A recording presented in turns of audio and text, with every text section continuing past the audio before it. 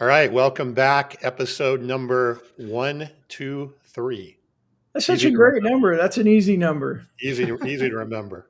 We got a ways to go to 1, 2, 3, 4, though. Got a ways to go. We got a little ways. Anyway, I'm Tom Burton here with Brandon Lee. Carson, unfortunately, is stuck in a meeting, but we have another great guest here in the middle, Lee Sauls. Lee, welcome back, I believe. Yeah. Second timer. Yes. Second timer. That's I want right. to do like they do on Saturday Night Live. I want to get into the 5-timers club. I always think about that. I think we've got Larry Levine coming up in a couple of weeks, and I think that'll be his. It might be his fourth. Fourth. I think he's our Alec Baldwin. Okay. Yeah. Right now. You got to get him the jacket with the 5 on the lapel. That's true. Yeah, we'll have to celebrate that. So, well, hey, let's jump in. I think today's a good episode, and Lee's got a lot to share. We're talking about playbooks and organizing the sales process, which I've been hearing a lot about that lately with people, confusion or inconsistency. So I think today's going to be a good topic, huh, Tom?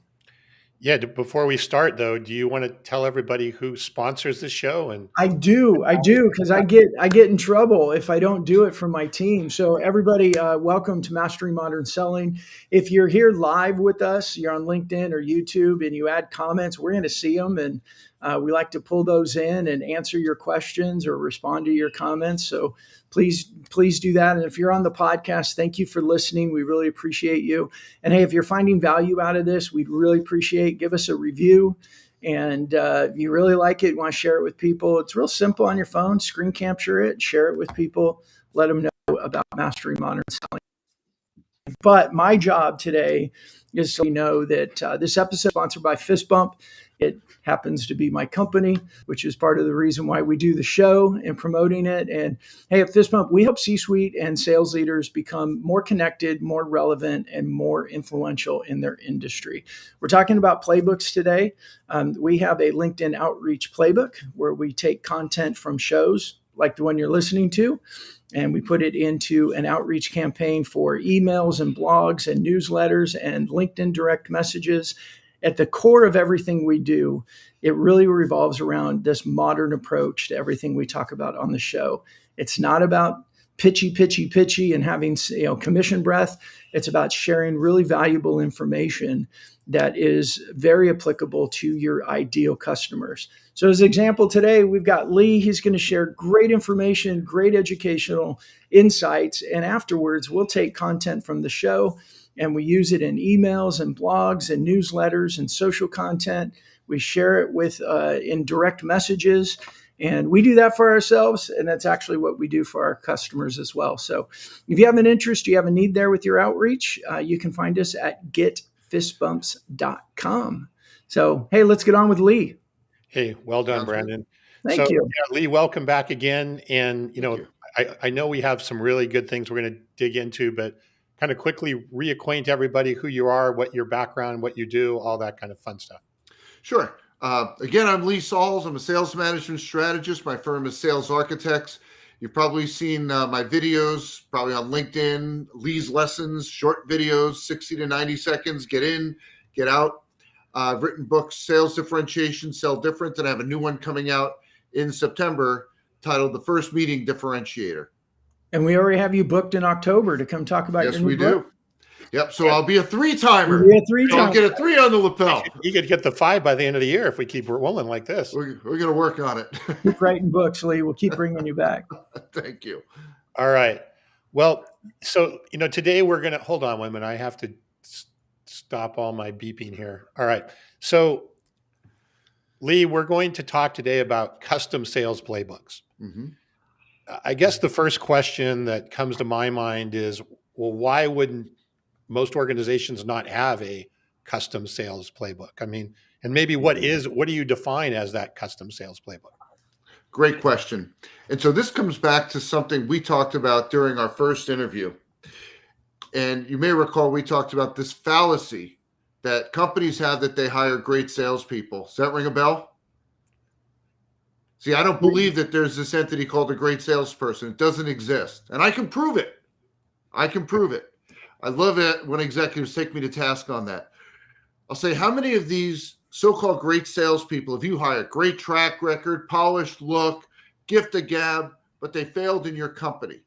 If you believe in great salespeople, then you must sign up for one of the following, given that they failed.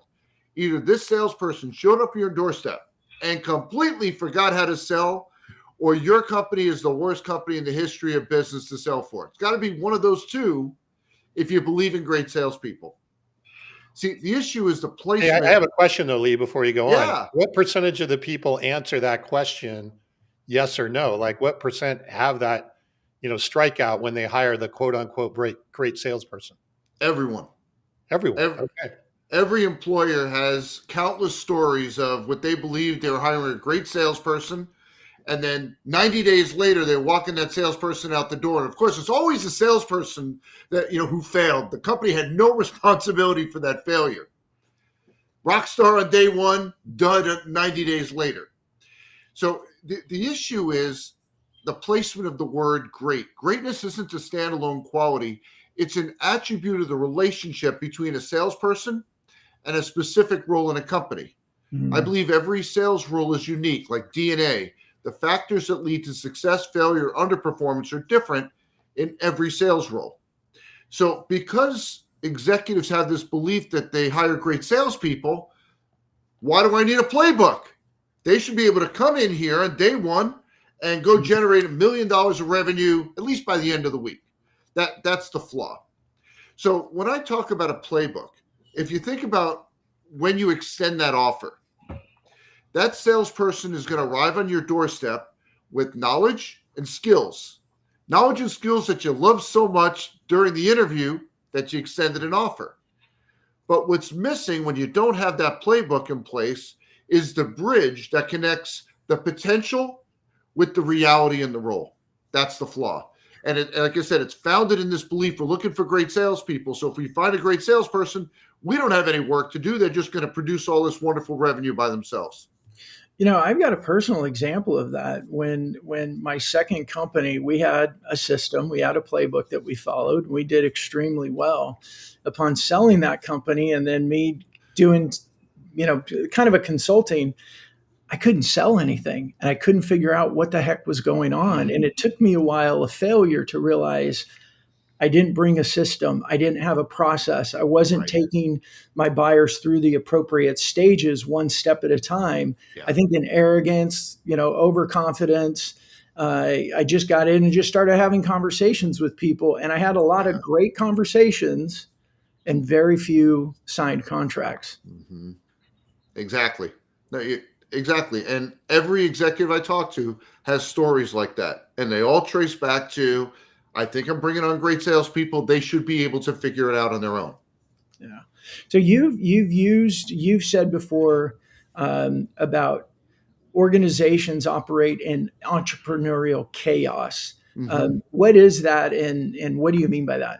Yeah. So if we build off of what I mentioned before, and we look at what I call the sales organization environment spectrum, there's two endpoints. There's entrepreneurial and execution. And this is going to be the first time in your career that you hear the word entrepreneur in a negative context. If your sales organization is described as entrepreneurial, that is not a compliment. What that means is you're hiring salespeople to go figure it out on their own, blaze their own trail, create their own systems, and we're all going to pray that they figure it out and we get some revenue out of it. That's what an entrepreneurial system is.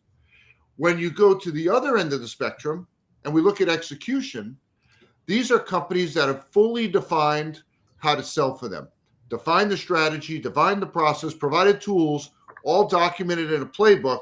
And the reason it's called execution is you bring salespeople on, you say, we have the answers.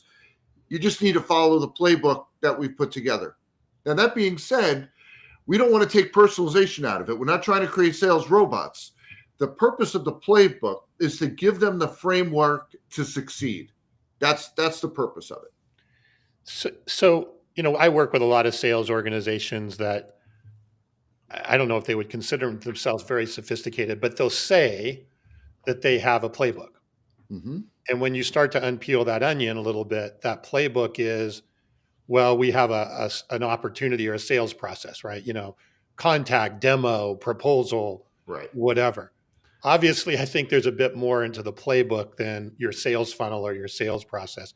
What are Yeah. kind of the ingredients of a successful playbook, Mhm. and then how do you customize that? And is it customized at the organization level or at the individual level, or both possibly? Yeah. So great question. What you found is actually rare. A lot of times, what I find when a company says, "Sure, we have a playbook," it's a product catalog.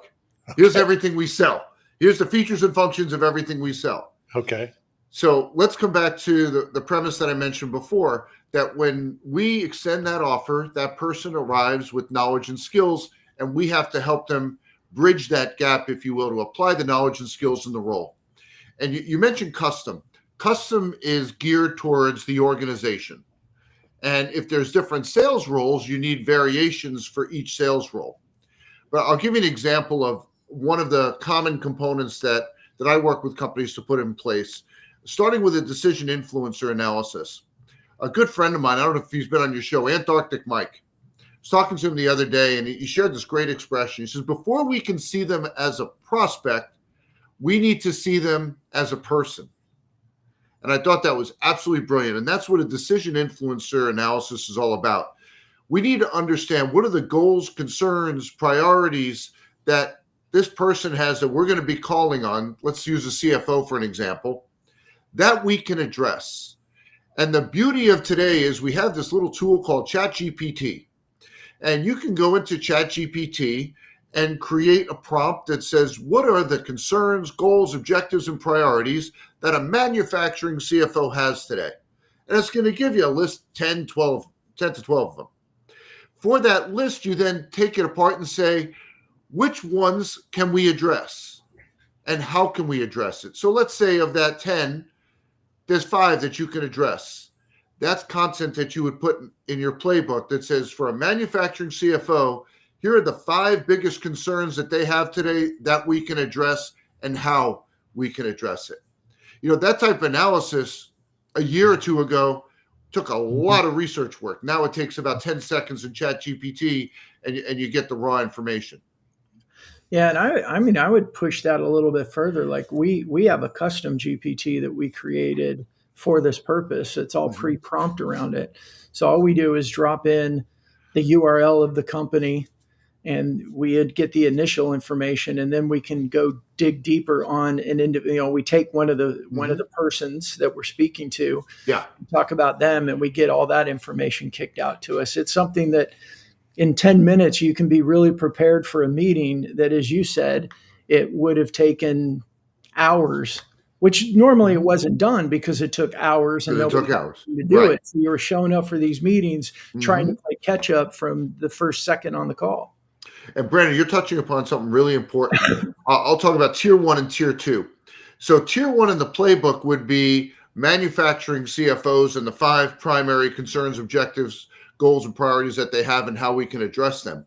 Tier 2 is getting specifically to this manufacturing CFO at the ABC company, right? That's what you're getting into when you're talking about pulling in their website and now being able to personalize the outreach for that specific individual.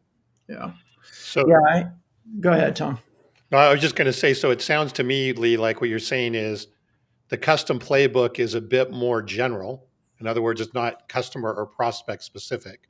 These are Correct. things that would be relevant to all of your, or potentially relevant to all of your prospects and customers that are there. Then Right. Brandon, you got to go, and I think this should, and tell me, Lee, if I'm wrong, but then I think if the next part of the playbook would be, okay, how do you utilize that to actually research a prospect or a customer like you were describing there? And I agree, the tools are way better, and some of the new research tools that are out there are pretty amazing on what you can find.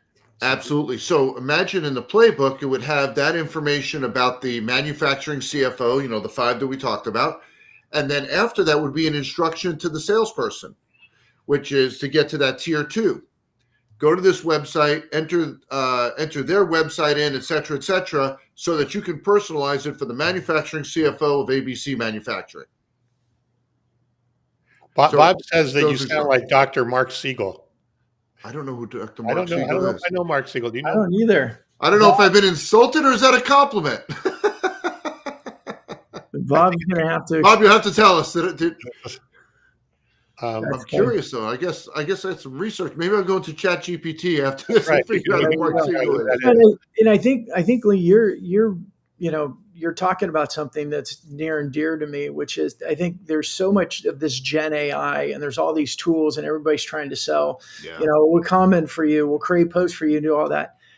I personally found, and I think for everybody out there, one of the biggest values of AI right now is about the research from a sales Mhm. perspective. Yeah. The amount of research, the positioning you can have, like our GPT, we preloaded it with who we are, and when we start putting in just URLs and names, we start getting information on how do we combine who we are with what they are. What topics do we bring to the table that are really important and Mhm. valuable to them? And like I said, 10 to 15 minutes prior to a call, you feel equipped and ready to have a good conversation, and then Mhm. move them into, I want to jump into the details of these playbooks and how you use that Yeah. then to move them in through, maybe I always call them the different stages of that conversation or the stages of the sale. Yeah. And so let another way you mentioned research. Something else that ChatGPT is absolutely wonderful with is you create a draft of a prospecting email, put it in ChatGPT, create a prompt asking ChatGPT to make it better and more compelling. You're never going to copy paste and use that one, but every single time I get ideas that make whatever it is I'm typing an email about better. Yeah. Great, And great sales tool. Yeah, and I think going to that deeper level of the company and that person, and asking GPT to rewrite what you wrote specifically for this company, Mhm. this industry, this person, and like that, it makes you sound a lot smarter and a lot more researched. Exactly. So another piece commonly in a playbook, a competitor analysis. Now you could write war and peace for every single competitor. You don't need that. Two sides of a ledger. Why we win, why they win. What are the factors that would lead us to win, and what are the factors that lead them to win? Because the salespeople need to be armed with that. And price doesn't go on either side. The reason is if you're losing on price, more often than not, you've been outsold. That's the reason. I mean, there's other factors, but so price doesn't go on either side of that ledger, except if we're talking about cost basis, which is totally different. So if I'm manufacturing in China, for example, and they're manufacturing here, different cost basis, and of course that's something that should be captured in there. But in general, just saying they win because of price or we win because of price, that's a cop out. We don't put that in there. But a very simple analysis for every entry, say, here's what we do, here's what they do, and here's why this affects the decision. So a three-step process for each entry on the why we win side. On the why they win, here's what they do, here's what we do, and again, here's why that affects the decision process. So it's a very straightforward, simple analysis that a salesperson can go into, quickly get educated on what they need to know when they're up against a particular competitor. So, Lee, just to clarify, what we're talking about is kind of pre-initial conversations with the customer as part of the playbook. I'm talking about the entire continuum. So it could be it's a finalist presentation. We're up against these other guys. All right, Got I it. need to go to my playbook here and see what do I need to know about this particular competitor. So So it's Brandon, it's not tied to any phase as far as when you use it. That It's makes sense. it can be applied at any time. yeah, that was going to be my question is, it sounds like what you're building is, I'll call it a knowledge base, right? For the salesperson to have access to however, whenever, and however they need it. Yeah, You also, though, incorporate, and maybe you were going to get to this, the process itself, right? So, absolutely. okay. And Step so by like, step. yeah. So where does that fit in? And maybe we're just jumping the gun a bit, but, A 'cause little bit. I mean, we're talking about some foundation pieces okay. right Okay. now. Good, good, good. Decision influencer, the competitor, and I'll give you a third one. Okay. Differentiators. What are our differentiators? How do we position them in a meaningful way? Why does anybody care about these differentiators? Who cares about these differentiators and under what circumstances? So we all like to, oh, we have is all differentiated. Great. Put it in the playbook so the salesperson has that content and knows when and how to use it. So that's a third foundation piece, very important when you're putting a playbook together. So now you mentioned about the process. Hey, before we go any further, so I Yeah. just want to replay what you, because I think this is awesome, right, Brandon, is think about Mhm. this, right? how many times do we go into the process without really knowing what the hell we're doing, right? But with Lee's foundational pieces there, you understand the ideal customer who you're dealing with. You understand the competitive landscape, if you will, why you win, why you lose, that are there. And the third piece, and when you basically now have those kind of key pieces there, the differentiators, the competitive piece and the customer piece, now you can move into the process, I believe, much more causatively on how you're going to then move that prospect through. But it sounds to me, as you call them, Lee, foundational. Yeah. That needs to be something as a salesperson I understand really, really well before I go into the process. Absolutely. And And my coming back guess to, is, I'm sorry. my guess is you started in the beginning saying, all these great salespeople that quote fail, right? Mm-hmm. I think a lot of these great salespeople may be using foundational elements and other things from their previous company, That not happens. from the company that they're into right now. That absolutely happens. Yeah. So if we come back to that spectrum we talked about, you got entrepreneurial on one side, and you have execution on the other. So entrepreneurial, I'm not giving them any of this stuff. Go figure it out. Execution, I'm giving you these tools so that you can put together a strategy. And that's where then, so they've got the tools, and then I don't want to keep using the word entrepreneurial, but it allows some freedom for personal nuance or personal style, 100%. personal approach. But if at the core, they got to create this foundation and then move into the rest of the playbook, which are like the stages of the process. Well, I mean, if you look at the name of my firm, Sales Architects, right? I build a framework for an organization, but I don't get down to the level and say, memorize this word or memorize this phrase or this expression, because you need that personalization piece. But I'm going to put a framework in place for you to help you to succeed. Hey, one more question before we let you get going to the next part. Do you find that, because I think the three foundational elements that you just talked about are pretty global, right, to any sales industry or There's whatever. one more we haven't gotten to yet, but keep going. Okay, well, once we get to that fourth one and that one more, I assume then that based on the industry or whatever, there might be some other sort of specialized foundational elements that you would incorporate in the play. Because I think we were talking Yes. before the show, we work a lot with manufacturers and distributors that sell to existing customers over and over and over. So Yep. they have some nuance, so to speak, on some of those foundational things that may be required that a tech sales guy may not need to have actually. Yep. So I've worked with some clients that have said, we just want this huge playbook and put in all the different market segments. And then I have others where I've created unique playbooks. So one just for builders, one just for architects, one just for designers, etc. So you can do it either way. The key is to have the content readily available for your salespeople. All right, let's do number 4. We'll stop at Number 4 is a target client profile. You said an ideal client profile, and that is something I don't think any salesperson needs. And here's why. An ideal client profile in most cases says, if all the stars were to align, this is the kind of business we'd love to have. It's like a lottery ticket. It's a 1 in a gazillion chance you ever find one of these. If you look up the word ideal in the dictionary, what does it say? Is it existing only in one's imagination? Not very helpful in sales.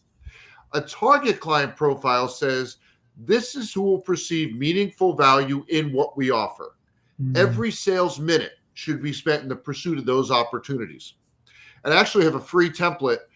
Can I give out the URL? Of course. Okay. I don't know if everyone's going to be able to remember this, so write this down. It's targetclientprofile.com.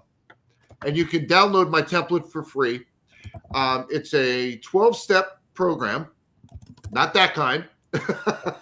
This is a 12 components that will give you clarity, distinct clarity on who will perceive the most meaningful value in what you offer. And when you understand that, it also gives deals the greatest likelihood of coming to fruition.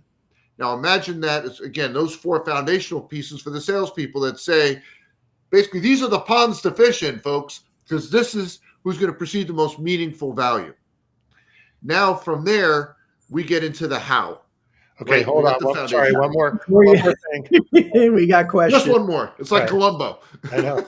One more thing. I think I just aged myself when I said Columbo. I remember that way too well. what's the difference? Clarify number 1 and number 4, because it sounds like there's maybe some similarities from the Number one. foundational element, and then the fourth. Okay, so we have the decision influencer analysis, which is all about the role. So Okay. a CFO in manufacturing, for example. Okay. We had the competitor analysis, which is the competitive landscape that we got into. We have the differentiators, right? Understanding what our differentiators are, who's going to care about them, when they're going to care about them, how I'm going to position them in a way that someone's going to care about them. And then we have the target client profile, which actually pulls from some of those 3 other pieces to come together. Got it. Okay. So the first one is that decision maker individual, number 1, or individual. The decision influencer, right. So you would have one of those for every role that your salespeople engage with in the process. So it might be a vice president of manufacturing, it might be a CFO, maybe it's a VP of HR, et cetera, et cetera. Because what's keeping them up at night is going to be different for each role. And how you can help them is going to be different because what they care about is different. Okay. So, Lee, I want to ask a question on between ideal customer profile and target customer profile. Yep. Is that just, I mean, I get there's a bit of a nuance that you're trying to like get people to look at something specific. Mm-hmm. Is that a bit of splitting hairs? Not at all. Okay. Not at all. And I actually put that in my book. It's not semantics. I don't have time for semantics. It's a totally different concept because in most cases, when I ask a company about an ideal client profile, has no structure to it, has a couple little elements in it, and I ask them how many of these match what's in your portfolio, maybe 1, maybe. Right? So that's not what the salespeople need when, boy, we'd love to have this kind of business that's of this size, this magnitude, this type of solution. The everyday sale is what we're looking to capture in the target client profile.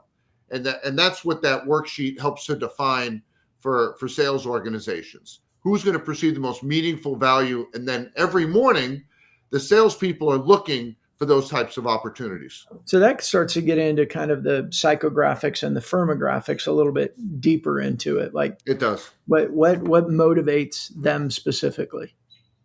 Exactly. You're exactly right. Okay. Yep. So it gets into things like what's the right size to pursue? Too big, too small, however you define size, that's a component of this.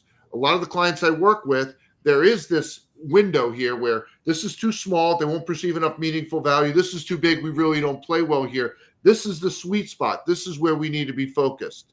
And then the rest of it, you see when you download that worksheet, you'll see the 12 components in there. There's 2 questions. Who's going to perceive the most meaningful value based on this topic? And what would give deals the greatest likelihood of coming to fruition, again, based on that particular topic. Hey, Lee, how long does it, and I know this probably varies from client to client, but the project of going through and nailing down these 4 foundational elements, is this something that takes weeks, months, days? What is the effort? I mean, I don't know about you, Brandon, but I would think there's a lot of companies that I know we deal with that couldn't answer a lot of those questions very well. Mm-hmm. Yeah, it's a great question. So when I do this with clients, we do it in a workshop format. So everybody's learning together. So I'll pull the salespeople together and we'll have, let's say there's 10 people on the sales team and there's 5 competitors, break them into teams of 2. Each one of them does that research. They present it in the group. The group then weighs in, provides their commentary, boom, you publish. Same thing on the decision influencer side. 10 salespeople, 5 decision influencers, pair them up, have them do the research, present to the overall group, make the edits. And then collaboratively on the target client profile, on the differentiators, there's a series of steps there that the team goes through to highlight what their primary differentiators are. And then from a circumstantial perspective, so let's say I find 10 differentiators that we have. They're not all relevant to all people in all situations. So then we figure out, based on each one of them, when are they relevant? I call it the big 3. If you can only talk about 3 differentiators, given the circumstance, what are the 3 most compelling ones? And we go through that exercise and identify those. And then we come up with strategies how to communicate those in a meaningful way. So I understand like that from a playbook perspective, let's take the differentiator. In group brainstorm, you come up with 10. Mm-hmm. And then the idea with the playbook, if for each salesperson in every situation, they're going to pull the top 3 that are most relevant to that conversation, and Correct. they have them, handy in their back pocket, ready to use when they need them. Well, there's an and statement with that. I agree with everything you just said, but the playbook also has to say, and this is how you position those differentiators in a meaningful Of way. course. Yeah. Yeah. So it's not just the differentiator, but how to explain it, how to position it, Correct. how to message it. And then Right. using GPT with a specific company, you could even dial it down even more to that Absolutely. specific company. And even if you know who the other competitor is, you could even take it down even further. Absolutely. Yeah. Absolutely. That's So can exactly you what get you're doing. these? Can you get this kind of nailed in that workshop in a day, where at least you've got a fairly solid foundation? Usually I'm doing this work virtually in 1 or 2 hour sessions. So when you say a day, yes, most of that could get done in a single day together. So 8 or 10 hours, you could get all Something this. like that. Yeah. Perfect. All right. Yeah. Yep. All right. That's And awesome. so much of that is just getting out of their head what they probably already know with a little bit of research, but Right. getting it out on the table and then organizing it in a way where they all have that collective aha moment and go. And then I think, and I've done these exercises in my companies where you go, Mhm. crap, that's why we lost that deal, or that's why this one Exactly. came through really easy. Like Yep. and all of a sudden you see the puzzle pieces and the bigger picture makes a lot more sense. And I think it also gives confidence to salespeople to walk them through that process. And I'll tell you, finding the differentiators isn't that hard. Remember the analyses we did. Why you win? Why you win? You're winning because those are differentiators that are meaningful to people. So you look at those, in aggregate and say, okay, so that belongs on our list.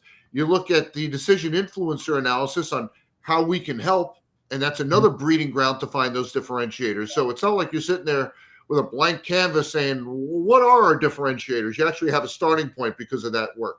Yeah. Can I give this as an example? Is end of third quarter, early fourth quarter, I can't remember exactly when it was, is I took a step back and started looking at from this, customer profile. I'm scared to use the word ideal now, but one of the things that bubbled up to the surface on why we win and with some of the, a lot of the customers we spoke to, and it had to do with our playbook on how we use content in LinkedIn to grow reputations versus a lot of other LinkedIn tools that are automation, pitchy messages, and all that. So we brought the playbook up to the surface and started talking more about that because we discovered this is a big differentiator.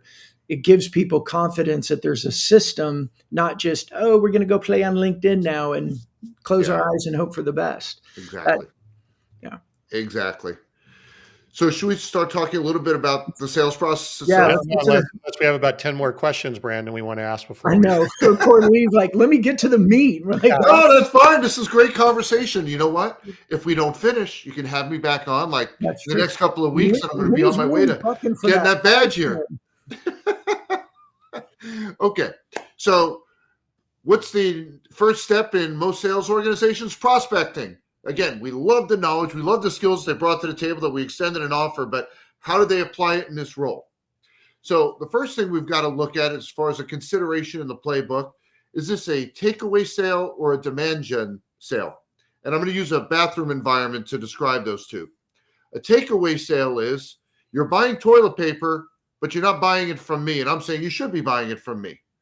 Demand gen is you're buying toilet paper, you should be buying my bidet. So it's a totally different solution for the same problem. I don't think anyone's ever used the word bidet on our show. So yes, good job there. yes, all right. Are you saying I'm different? Because, I'm all about differentiation. Hey, you're different. So different. I wonder how many people even know what a bidet is. So we don't have those very often here in the U.S. You know what? I hadn't seen one. So we were on vacation this past summer in Venice. Yeah. And I go in the bathroom like, why are there two bowls in here? As long as you didn't think it was a water fountain, you're good. That's a good point. That's a very good point. The first time I saw one of those is so stupid. I thought it was something you stuck your head in and washed your hair. That was when I had hair back in the day. Now, the bigger question is, did you try it? No, I think I was smart enough to ask somebody first. I don't think I lived in there. And they said, wrong end, Tom, wrong end. Maybe, depending upon the point of view. All right, sorry. Okay, so let's say it's a takeaway sale, meaning they're buying toilet paper, but they're not buying it from you. Here's the flaw that I find that most salespeople have and why they can't prospect. One of my favorite questions to ask them, this has to be in the playbook. If I agree to a meeting with you, what do I get out of it? And learning about your company and what you offer is not what I consider meaningful value, because I already have a supplier that I'm buying toilet paper from. And when I ask salespeople that question, the most common answer is a deafening silence, because they've never thought about that from that perspective. Mm-hmm. So the new book that I have coming out, the First Meeting Differentiator, I'm on this mission to eradicate the discovery mindset. Because when we think in terms of a discovery, we plan for that interaction with, here's what I'm going to ask them, here's what I'm going to tell them, and here's what I'm going to show them. Mm-hmm. We don't give the slightest thought to any meaningful value that the person we're meeting with is going to get out of it. It's all about us. So the expression that I'm looking to have everyone embrace, I didn't develop the expression, but I totally buy into it, is a consultation mindset. When we think in terms of a consultation, think about the last time you went to the doctor. You go for two reasons: to become wiser about your circumstances and understand potential remedies. You wouldn't go to the doctor if you thought you were a research project, but that's how we treat prospective clients when we see the world through the lens of discovery. And when you think in terms of a consultation, you start thinking about the meaningful value that someone's going to get out of that interaction. And when you define that, now we come back to prospecting, because it's so hard to get a meeting. But if you convey in your prospecting messaging, by the way, when we get together, I'll share with you some best practices that other manufacturing CFOs are taking advantage of today. Okay, that's worth it to me to spend some time with you, because I'm going to become wiser, something that's going to help me in my role. So that's something, again, that I advocate for including in your custom playbook, which is, if they're already buying this toilet paper from someone else, why should they meet with me? Because, as you know, salespeople really struggle in that environment because they already have a supplier. So how do I get in the door? Because we can't get in the door, we're never going to talk about revenue. So that's one important piece. I advocate, excuse me, for getting down to messaging. Put the email templates in there. Provide variations, 4, 5, 6 variations. Put the voicemail template in there. Again, variations. If not, now the salesperson is going to be sitting there going, all right, so what should I put in this email? Why do you want them doing that? Make it easy. If you know what should be in there, make it a copy and paste. Yeah, it was. I got distracted there for a second, Lee. I was reading Bob's comment. It was a good one. I liked it. If you want to put that up, you want the next meeting, depending on the industry vertical. There's going to be a series of meetings. Your goal needs to be to get the next meeting because the prospect found value in what you said. Amen. That is missed so often, and we've experienced on the show how often terms like, buyer centric or consultative are discussed, but then, you start peeling down that onion with people and you find out that they just don't do that. They use the term, oh yeah, we're very buyer centric. You start asking questions like, are you though? Are you really though? The discovery call isn't very buyer centric the way most companies position it. Well, I've got a question for Bob. I feel like he's broken into my computer, because that is the core foundation of what you're looking for in the first meeting, is to create enough meaningful value that they want to continue having interactions with you. And I think, Bob, stay out of my PC. And the challenge I find with a lot of companies, they don't even know what that means. Like, what is, and that's why I like to use the word stages. Like, if the first call, we call it, it's a first call, but your stage one, what do you want to discover? What do you want to share? Yeah. And what does it take to get them to ask you or want the next conversation? And too often it's, again, as you said at the very beginning, training, if you will, is here's our product, here's our features, here's what we do, pat them on the behind and say, go get them. Well, and I take a slightly different approach, Brandon, from what you were describing. When I look at that first meeting, the consultation, I start at the end and say, this was a great meeting with a manufacturing CFO if we accomplished what? And we identify what all those outcomes are. So imagine in a matrix, here's all the outcomes that we're looking to accomplish in that first meeting. Across the rows, what are we going to ask? What are we going to say? What are we going to show? What are we going to do to achieve each one of them? That's good. Because if we go the other way, let me make my list of questions and my message points. There's an infinite number of questions you can ask, but only so many someone's going to tolerate. And still, you may not even hit the mark. You can talk about your company for 16 hours, but I don't think anybody's going to give you a 16-hour meeting. I don't think you'd want one anyway. But if you think of it in terms of a project plan, here's what success looks like. Let's say there's 22 items on the list here that would make for a successful consultation with a manufacturing CFO. And now the questions you're going to ask are a function of the outcomes on your list. The information you're going to share is a function of the outcomes on your list. The actions you're going to take are a function of the outcomes on your list. And all of that in the work that I do with developing custom playbooks, salespeople really appreciate knowing what does success look like in the first meeting, because I'm not walking out with a check, right, in complex sales. So what does success look like? What do I need to achieve? And you lay that all out and you say, okay, here's the portfolio that is considered success of desired outcomes. And then here's how you get there. Here are the questions to ask. Here's the information to share. Here are the actions to take. Prescribe it is the way I describe it. We, and Brand, I think it was Anthony Iannarino, I can never get his last name right, that we had this conversation with a bit ago, where he was talking about, I want to get you, Lee, your take on this. Yeah. He said, whenever he does a discovery call, he comes in with a list of he goes in and say, hey, I want to share some industry knowledge, industry data with you, and so forth. And then he uses those topics to ask questions to the customer based around, well, what do you think about that? Right. So going back to your manufacturing CFO, hey, tariffs, are really, I want to share you an update on some of these tariffs. What do you think about that? And what is that going? And then that leads to a discussion that ultimately gets the answer that he's looking for versus going in like with an agenda of 10 questions. Is that kind of what you're proposing or and I think, well, because what you're saying is provide meaningful value. And I'm very familiar with Anthony's a great guy and his work. And that's what he's advocating for. You've got to provide meaningful value during that interaction or there will not be another one. Yeah. And so what he's talking about is absolutely brilliant as a way to provide meaningful value during that interaction. Yeah, I like that when Anthony said it. And I don't remember if it was Anthony's episode or around that time. Somebody said something that just brought it real clear to me and refined one of the things that we do, which is asking people before the first call in an email or whatever, hey, for this first call to be successful for you, what would you like to get out of it so I can make sure that I'm prepared to serve you well? I mean, I think that one, it helps a salesperson get prepared.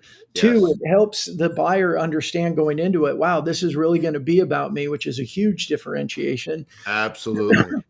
I went through 3 demos. We're looking at some software. I went through 3 demos in the last month, and not one of them asked me at any point what I was looking to accomplish. They just went into their routine. And usually like 15 minutes into it, I'm like, I'm done. Thank you. I'm done. And they had no idea why they lost me. I didn't bother telling them at that point, but there was no consideration for what I was really trying to accomplish. Well, there's a second part of what you just said, Brandon. Back to the playbook. If you're in a place where what you sell, like if you're selling software, demos, there's 14,000 different ways you can demo a software product. What's the right one to demo yours? What should you be doing before the demo, during the demo, after the demo? The company should have prescribed that, put it in the playbook instead of the salesperson coming in and the experience you just had. Yeah. That's when I talk about developing a playbook and having that, the steps of the sales process, you just hit nail on the head there. And you spoke to the value of it. How many losses do you have that could have been wins if you just approach the conversation differently, which means taking the time, Tom, go slow to move fast, taking the time to actually train and equip your team to have and lead the right conversations. Absolutely. Another component of the playbook, and no one likes to talk about this, I call it the Quincy program. Again, I'll be 56 next week. Quincy, for those of you who don't know, was a coroner back in the I was wondering if 70s. That's what you were talking about. Yeah, that was exactly what it was. So he was a coroner. It's murder. Remember that Jack Klugman? That's right. That was his favorite thing. It's murder. It's murder. You have to do it with the underbite, though. Murder. So there's a dead body laying there, and he's got to figure out how it happened. Well, when we lose a deal, we need to figure out how this deal died. And the best thing you can do when a deal is lost is to figure out how it died so that you don't replicate those mistakes. So I advocate for having a Quincy program in place, call it whatever you want. I know I'm aging myself, so that when we don't win a deal, we understand why and we can make adjustments for the next time. Again, go slow to move fast. If you solve that with one deal, you might, instead of losing 5, you might lose 3, and you got 2 wins out of it. I'll give you another one. I'm going to ask you a question. You're going to have to tell me how many times you've heard this expression. People buy based on emotion and justify their decisions with logic. How many times in your career do you think you've heard that? How many times have I said that? Okay. If we recorded 100 sales interactions across all industries, I bet you the deed to my house that the entire interaction was logic. Maybe, if not 99, maybe even all 100. And I used to struggle with that because I go, wait a minute. Every salesperson on the planet has heard the expression, people buy based on emotion, justify decisions with logic, and no one does it. And I got to thinking about my sons, both played college baseball. And I remember when they were kids and they were learning to play the game. And you'd say, hit home runs. And they'd say, got it, hit home runs. Guess what? If you didn't teach them how to do it, they didn't hit home runs. So that's the issue in sales. We say, you got to arouse emotion. Well, how do you do it appropriately? So one of the things that I advocate for in a playbook is, remember during the decision influencer analysis, what's keeping them up at night? And we had 5 issues that we address. Well, for every one of those issues, there's a way that individual feels about those before we ever walk in the door. How do they feel about those issues and why do they feel that way? There's a way we want them to feel about those 5 issues as we walk out the door. How do we want them to feel and why should they now feel that way? Mm-hmm. That meeting, the consultation or a demo, whatever stage that you're in, is the bridge connecting those 2 emotional endpoints. And the tools you have to transition their emotions are the questions you ask, the information you share verbally and visually, and the actions you take before, during, and after that interaction. And so one of the things that should be in the playbook is, as you're looking at each phase of the process, is that emotional spectrum, understanding for this individual, this is what's keeping them up at night. This is how they feel about those issues before you ever walk in the door. Here's how you want them to feel afterwards and the reasons for both. And here's how you transition their emotions.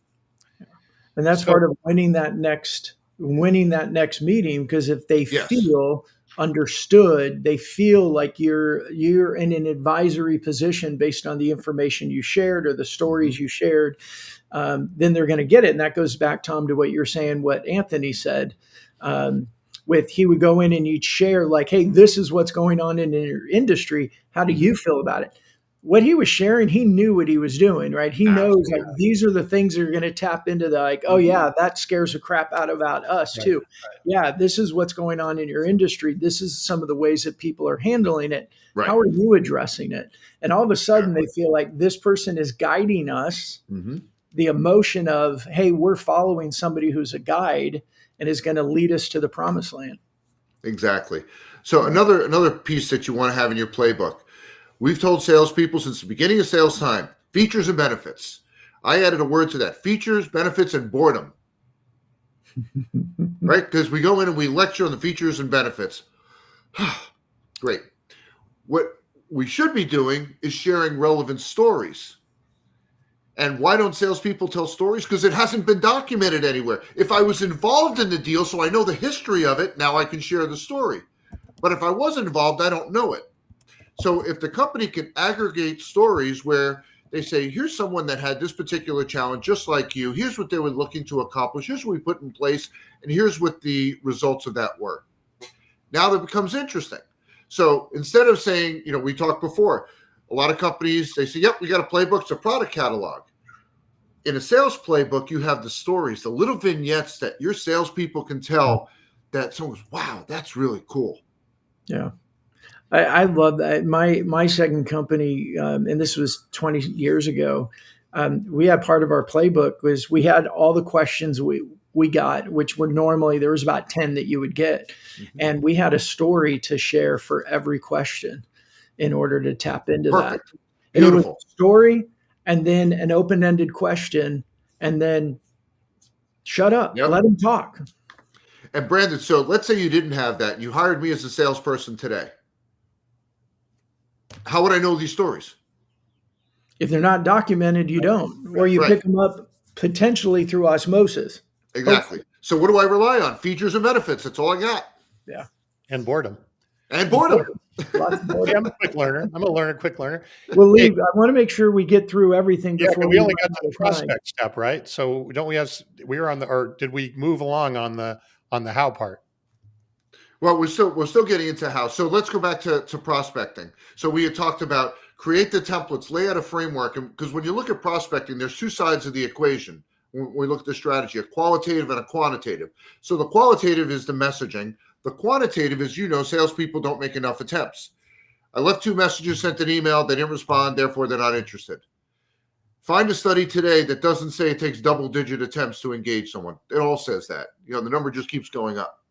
So putting what I call a prospecting rhythm, some call it a sequence, again, in your playbook, here's what you do on day 1, day 2, day 3, day 4, with different techniques where they can apply the messaging you've already put in place. Again, if you're starting to visualize this execution, I don't need to innovate messaging. It's right there in my playbook for me. Yeah. I like that. I like how you're bringing all the assets to the table and putting it in structure so that a salesperson can follow it with confidence. And then the result is the buyer gets confident too, because they're going down a path. Yeah. I'll give you another one. What sale wouldn't be complete without the price objection? So you got 10 salespeople. Each of them encountered the price objection. No playbook. Every one of the 10 does it whatever way they think is best. How does that make sense, right? We should figure out what is our best practice and say, this is the way, when this issue comes up, this is how you navigate the discussion. It seems like you could almost have an Did I get gonged? I think I got gonged. I think that was, I think we all got gonged. That was me. I didn't silence my notifications. Sorry. That was a text coming in. Again, I'm showing my age with the gong show, but go ahead. So it seems like oh my gosh. That's why I said that I get gonged. It seems like you would almost have like an FAQ, right, in the playbook. Some frequently asked questions, frequently asked objections, frequently asked scenarios. Right, exactly, along the way. Then I'll give you another component. I call it conquering accounts.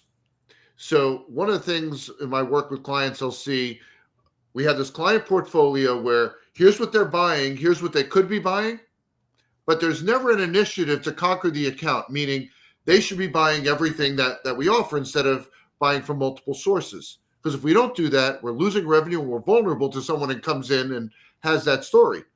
That should be a component of a playbook as well. Say, how do we go from getting in the door to the Trojan horse and getting the whole thing? So we're kind of running out of time. Brandon, we said we do 45 minutes. I think we're now going to do way over. But I always say we shoot for 45 and end up at an hour. An hour and 15, right? is Lee, let's kind of, and even if we need to do it quickly, what are the other steps in the how-to process? So I get through prospecting. What are some of the other steps I need to make sure are in that? Presentation. Okay, so it could be a group presentation, could be a finalist presentation. I've got a 20 slide deck, right? What's the story? What's the messaging? How do I convey it? What should I do before that presentation? What should I be doing during it to get engagement? What should I be doing afterwards? Again, all things that should be captured there. If you're in a sale that there's trials and pilots, the only reason to take on a trial or a pilot is if it leads to getting the deal, right? That's the sole purpose of doing this, is to advance the process. Okay, so what do we need to do before? What do we need to do during? And what do we need to do after? All that captured in a playbook. I'm working with a client now in Australia, and we just finished developing that section of their playbook. They sell GPS devices for fleets. So part of their sale is that they do these trials. So what do you do before? What do you do during? What do you do after? And all that's now captured in their playbook. So you had prospecting. You had the second piece was, sorry. So there's the first meeting, the consultation. Yep. There's deal obstacles, concerns, objections, stalls. Obviously these all need to, back to the word custom, right? You put in the relevant steps of your process. That's what goes in your playbook and how to execute each one. And the better you define what you want them to do and how you want them to do it, the easier it is to scale, the better chance you have your salespeople being successful in your organization. For us tech sellers out there, you had mentioned presentation as one of the steps in there. Mm-hmm. I would assume, and we could probably do a whole episode on this, the demo step, which almost every tech seller is like the nirvana. Get the demo, get the demo, right. get the demo. And yet I think that's probably one of the biggest sort of sales prevention steps that companies can do is poor demos and how they go about it. So I assume that would be another step in that. Absolutely. If you do demos, right. So what should you do before? Things like who's going to be in the meeting or in the demo? What do they want to cover, et cetera, et cetera. Then when you look at a demo, there's a lot of different ways you can demo a product. So what is the best way based on what your company knows that someone's going to perceive meaningful value out of that interaction to lay it out? For example, in some cases, it makes sense to do it sequential. In others, it makes sense start at the finish line, then go back to the starting line and show you how you got there. You also don't want it to be you lecturing for an hour, no engagement. So as you're going through each part, what are the questions that you can bring up so it's conversational, not one-dimensional? Yeah, I think a lot of demos are drink through the fire hose, right? You talk about features, benefits, and boredom. It's features, benefit, boredom, and overwhelm, right? There you go. And then they get off the demo and they're actually dazed and confused, and they're not ready to take the next meeting because they don't even know what to ask as to what to go next. I see a lot of demos really, hand grenading the sales process where it's unnecessary. Right. And if you have 10 salespeople, each one of the 10 is doing that demo in whatever way they think is best because it hasn't been defined. Yeah. I like Bob's comment. They love to open the hamburger menu and work their way down. Nice. Hey, this is a little bit off topic, but Lyle was asking a question about how to sell in the supply chain to supply chain people in the RFP. I don't want to address it here, but Lee, do you have any links or anything that you can share with Lyle to help him on that? I'll tell you what, Lyle, send me an email, lsalz, LSALZ at salesarchitects.com, and I'll send you some content there. But that's, again, something should be in the playbook. If you're normally dealing with purchasing or procurement, how do you appropriately engage with them? People ask me all the time, the best sales training I've ever been through is procurement training. Do you know that this procurement training, just like the sales training?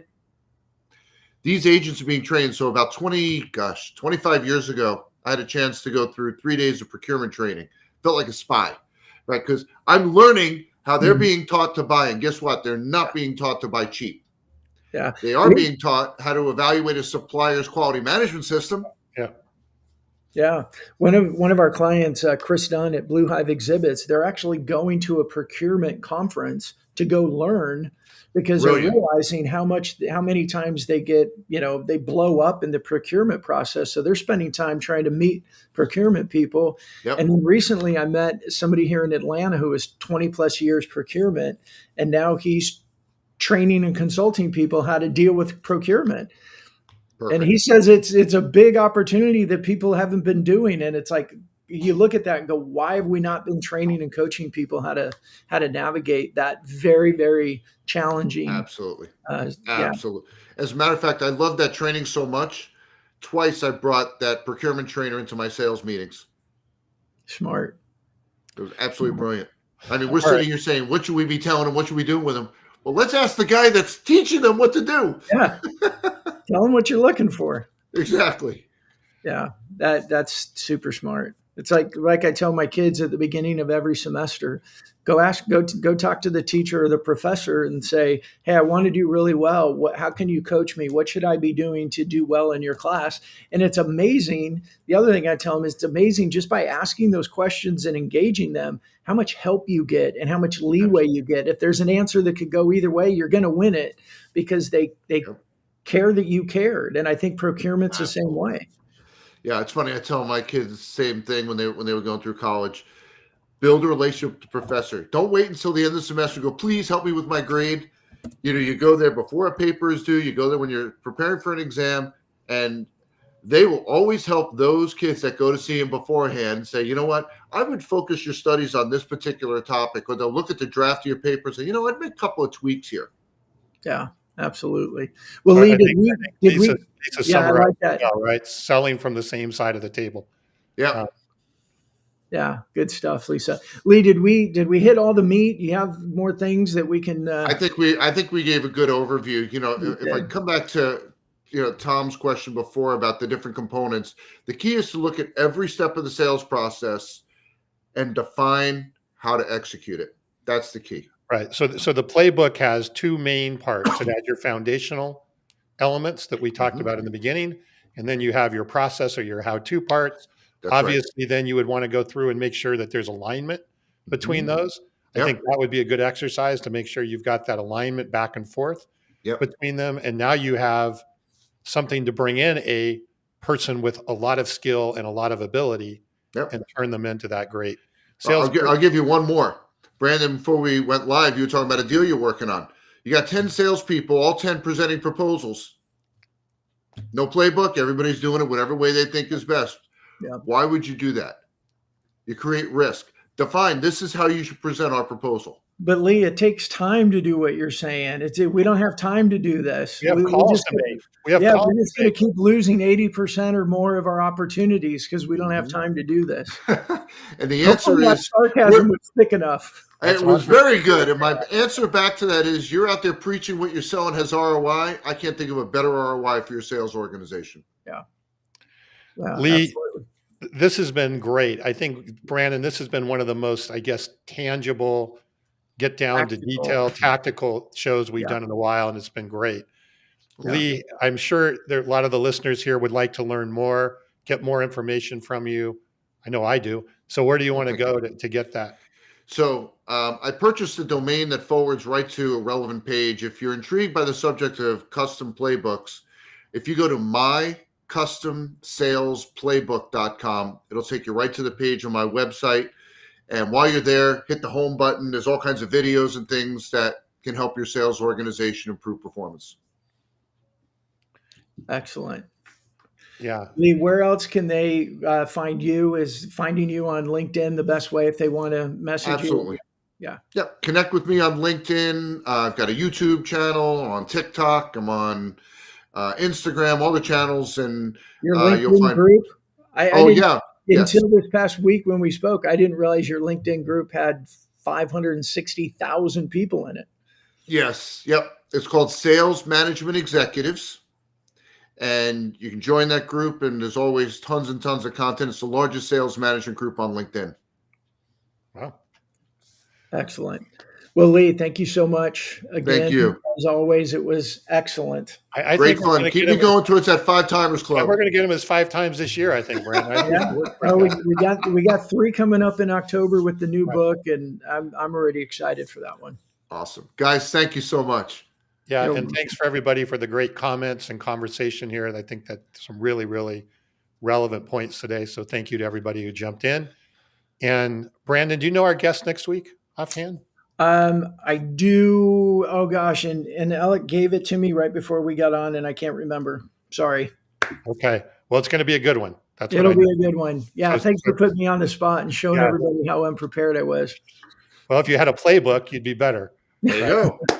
I know All something that right. can help with that. We All have the playbook. Alec told me. I just forgot. All right. Yeah, Well, Lee can't help you with that. that's right. That's right. All right. Thanks again, Lee. Thanks again, Thank everybody. you. Have a great week, and we'll see everybody